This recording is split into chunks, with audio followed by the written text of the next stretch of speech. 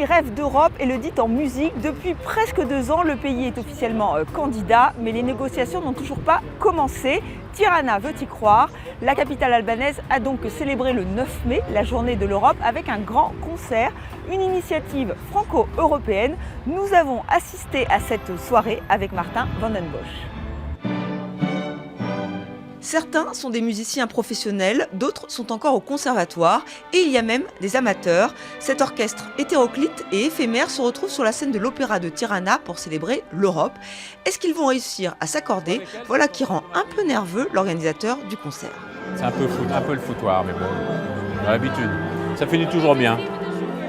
Julien Roche est devenu incontournable en Albanie. Cet homme d'affaires français s'est installé ici il y a 30 ans. Sa toute nouvelle fondation, Culture Europe, veut promouvoir le pays, changer son image. Pour les Albanais, ça veut dire beaucoup, l'Europe. C'est ça qui est important. Pour la France, où les pays européens sont devenus, bon, c'est assez banal, mais ça a une signification. C'est un pays qui sort de 45 ans de dictature, qui sait ce que c'est que la liberté, qui la découvre et qui a envie de s'associer à cette Europe qui est une image quand même assez fantastique. Une touche de bleu, couleur de l'Europe, une autre de rouge pour le drapeau albanais et 2 chefs d'orchestre français à la baguette, ou plutôt 100 pour Jacques Attali.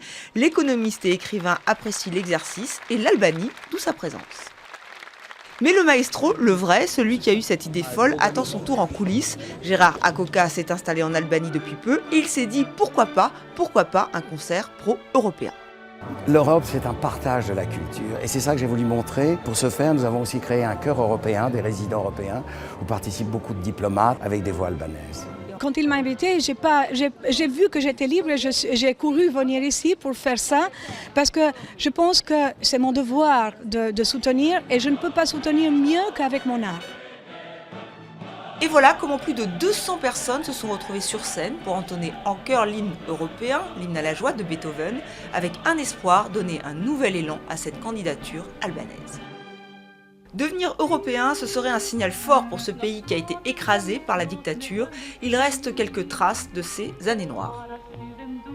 Les Albanais l'appellent la pyramide. C'est l'un des vestiges de la dictature d'Enver Hoxha. C'est aussi un souvenir d'enfance pour Flonia Kedoli. Cette jeune comédienne a dû quitter l'Albanie en 1993 pour rejoindre sa mère, exilée politique. Son retour au pays, elle le doit à un film, Bota. Ça parle d'un sujet qui me tient à cœur, qui me touche parce que ça parle de persécutés politiques. Et je trouve que c'est un sujet dont on ne parle pas beaucoup en Albanie. C'est un petit peu un monde qui est à part, un monde qui est un petit peu oublié. Përsa kohë që ke ditur? Çfarë kam ditur? Që mamin me kanë ekzekutuar këtu në kamp.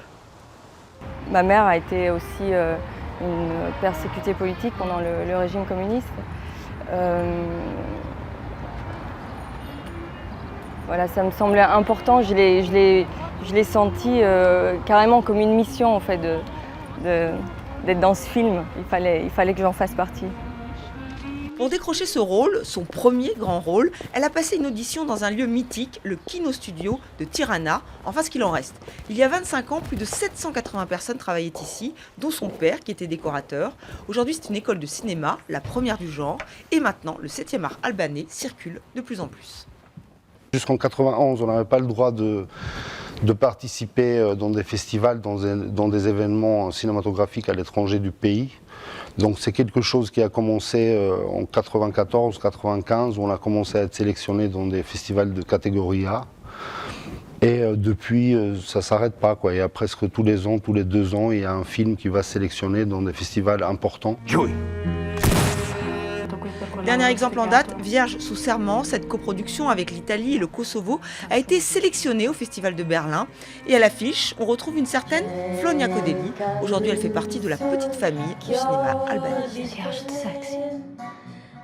Si vous venez à Tirana, soyez curieux. Juste derrière moi, dans ce bâtiment, se trouve le Tula Culture Center. C'est la scène underground de la capitale albanaise. On peut y écouter des groupes comme le Jalbania ZZ. C'est du jazz, on se quitte en musique.